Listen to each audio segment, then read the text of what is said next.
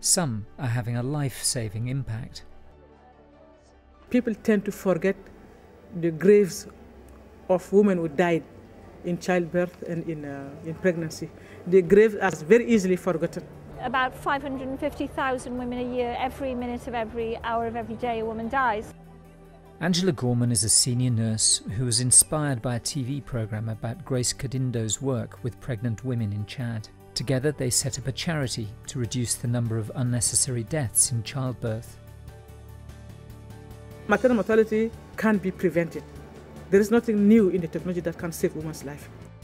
The charity distributes life-saving drugs, provides training to nurses, and crucially lobbies governments to prioritise aid. We're covering the whole of Somaliland. We have the means, the resources, the goodwill. It's just getting governments on board to really scale up the help that's needed to try and stop these women dying. Where governments have so far failed, These Women's Initiative has succeeded in enabling N'Djamena Hospital to meet Millennium Development Goal 5 to improve maternal health, as well as contributing towards Goal 4 to reduce child deaths and Goal 3, empowering women. Now we've set up the programme in 3 other countries, Somaliland, Liberia and Sierra Leone. I'm hoping that within the next 12 months we will have done the same thing for them as we've done for Chad.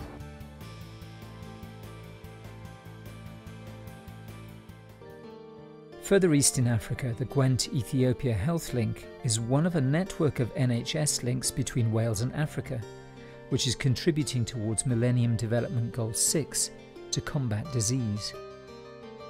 I come from India. I was born in a village in India.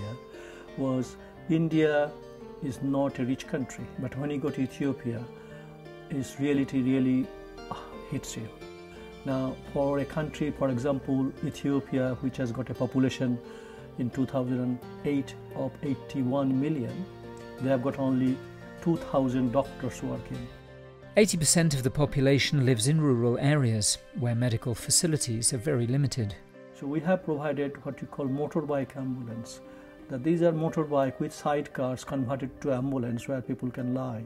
And that actually can bring people from long distance. And we found in the last 4 months alone, it has actually helped 115 pregnant women. So we might have saved possibly 15-20 lives with that.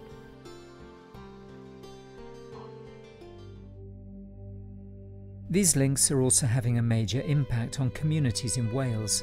Pen y Graig in the Rhondda Valley has faced many challenges since mine closures in the 1980s. One development coordinator working with young people here was inspired to contact a famous South African band called Anapondo. I could see the possibilities of perhaps bringing these guys to work with our kids in the valleys and how valuable that would be for them. This was a unique opportunity for disadvantaged children from the Welsh valleys to learn South African dance, but it led to something even more extraordinary. Prince William was inaugurating a cup between Wales and South Africa, and they wanted to have something that had an artistic edge with linking both Wales and South Africa, and we were able to bring Anapondo, all 9 of them, over for that event, which was absolutely a dream come true. 30 kids from our communities on the pitch of the Millennium Stadium in front of 72,500 people. Their connection with Africa has had an enduring impact on this former mining community in Wales. These black guys came in with such a spirit and a vitality, and it was like sunshine meets rain. If we could have bottled that and kept it when they went back to Africa, that would have been brilliant, which is why in a way maybe we wanted the longer term relationship. We wanted to plug into that.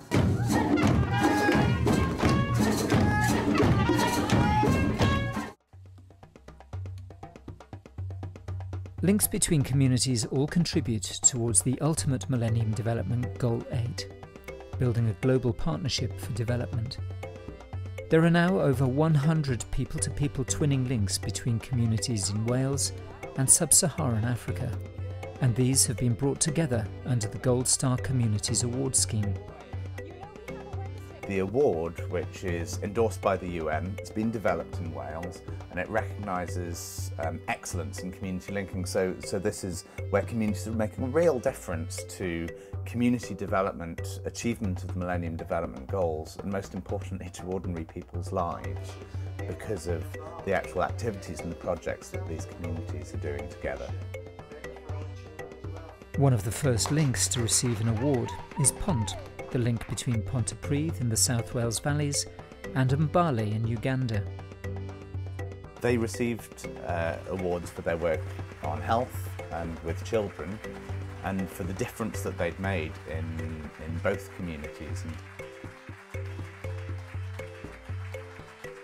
We're developing a concept within Wales that we can pass on to other developing countries, that ordinary professional people can make a difference if they engage. And Pont's impact is extending far beyond conventional linking. It's been rising to the challenge of Millennium Development Goal 7, environmental sustainability.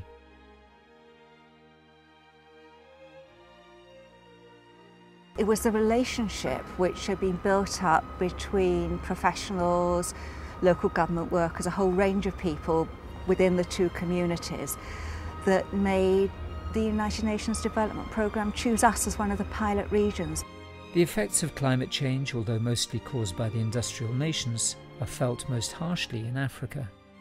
Pont is assisting the United Nations with a groundbreaking 3-year project which will help them to predict and adapt to the impacts of climate change. Disease vectors will change so that areas which haven't had malarial problems are beginning to have them now and will have them more in the future. So it's looking at physical and social and political problems. The Wales for Africa programme celebrates extraordinary people in ordinary Welsh and African communities. These outward-looking communities are contributing towards Millennium Development Goals and to international sustainable development. Together they promote learning and understanding in the global village of today for the world of tomorrow. I feel as proud that we are the world's first fair trade nation as that we are the seven-a-side rugby champions of the world. I think this is about the Wales of the future, a confident Wales that really is a good global citizen. I think it's a simple message and a simple step, but nevertheless I think it's a brave one. And the hope then is the arts are very much a gateway for young people to be involved, and by involving young people, involving their families. 80-year-old lady, she wrote to me that I have told all my friends or family, I don't want anything for 80th birthday, I want that money to go to Ethiopia link. And she gave me nearly £1,000. If you think that small people can't make a difference, then you've never shared a bed with a mosquito.